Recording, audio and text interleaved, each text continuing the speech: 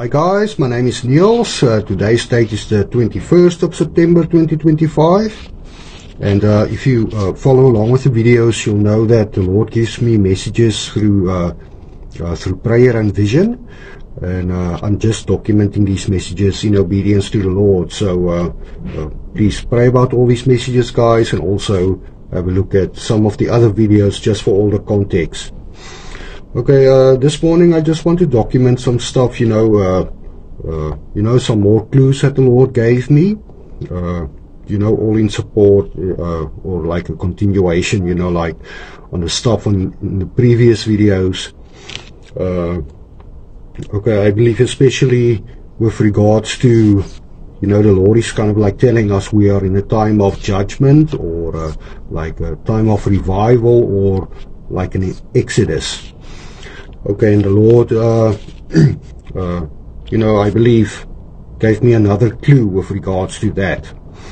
Okay, the Lord, guided me, or, brought the number 33, like kind of to my attention, like pointing me to the number 33. So, yeah, okay, let's break that down a little bit. Okay, if we take this number to the Hebrew alphabet and break it down into like the numbers 30 and 3, the number 30 or the numerical value 30 leads us to the Hebrew letter Lamed, which is like stands for like a shepherd's staff, meaning like to guide, something like that.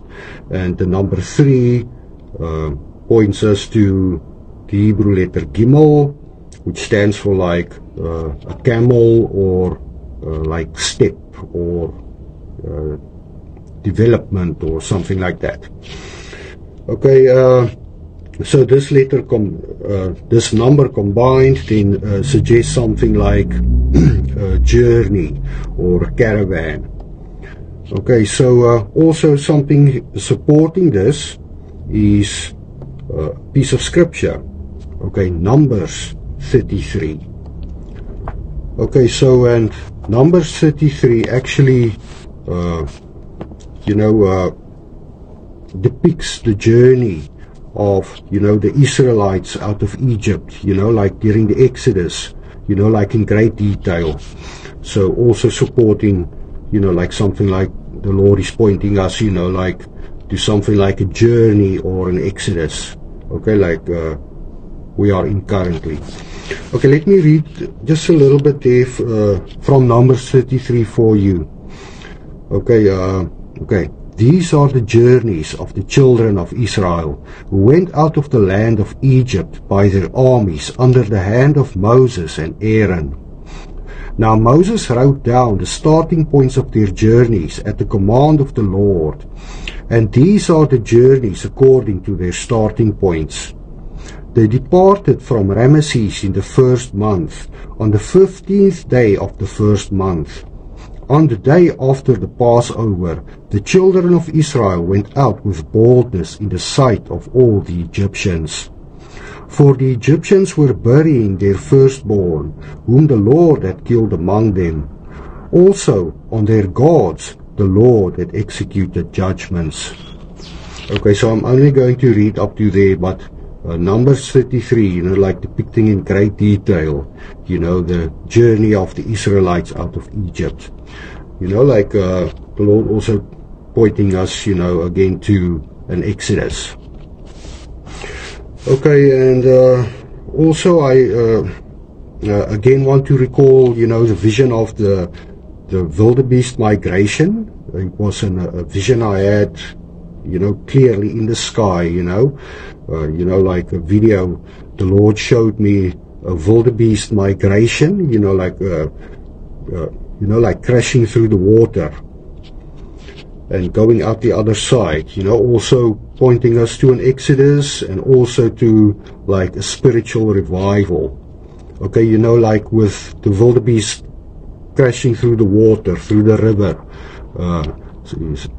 like a baptism, like baptism, and which means like Lord, like pouring out His Spirit, you know, like over the people, you know, so pointing us like to a revival or an Exodus.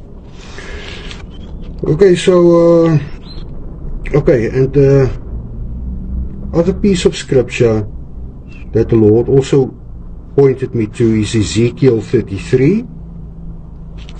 Okay, and this has got to do with, you know, like the watchman, and also you know, like to all the warnings that the Lord has been giving us, you know, through the videos and stuff like that.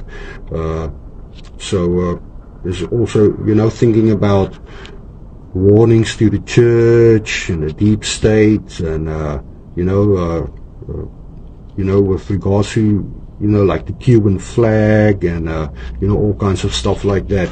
The Lord also just wants me to read, you know, I believe this piece of scripture for you quickly. All right.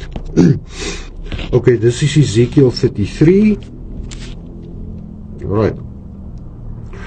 Again the word of the Lord came to me, saying, Son of man, speak to the children of your people, and say to them, when I bring a sword upon a land, and the people of the land take a man from their territory, and make him their watchman, when he sees the sword coming upon the land, if he blows the trumpet and warns the people, then whoever hears the sound of the trumpet and does not take warning, if the sword comes and takes him away, his blood shall be on his own head.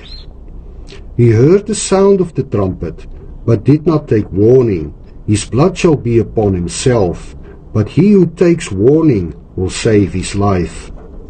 But if the watchman sees the sword coming, and does not blow the trumpet, and the people are not warned, and the sword comes, and takes any person from among them, he is taken away in his iniquity, but his blood I will require at the watchman's hand.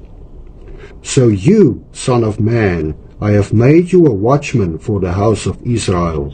Therefore you shall hear a word from my mouth, and warn them for me. When I say to the wicked, a wicked man, you shall surely die, and you do not speak to warn the wicked from his way, that wicked man shall die in his iniquity, but his blood I will require at your hand.